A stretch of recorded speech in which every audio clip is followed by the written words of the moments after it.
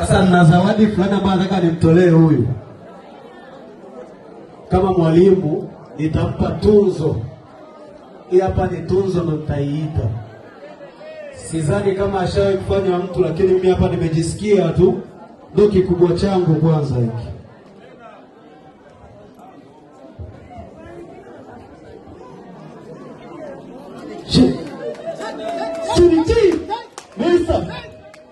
Allah. Bwana Yesu asifiwe. Hii hapa ni ishara ya upendo. Yeye ni mwimbaji, ataweka chumbani kwake au ndani mwake, atakuwa anaiona kama vile kitu ambacho amepewa na mwalimu wake, tuzo ya uimbaji. Amena. Amena. Hii hapa ni tuzo.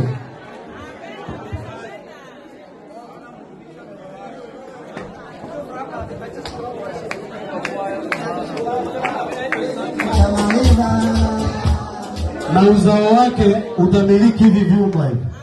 Uzao wake kutatokea waimbaji wakubwa sana, wa kiume, wa kike, mwana, wote watabarikiwa vitu kama hivi. Na pia kwa niaba ya kundi yake ambaye alikuwa naimba, waimbaji wangu wako kambini, nitaomba nipewe cash hapo, nitoe hela ya waimbaji wangu. Amena. Nahitaji cash hapo.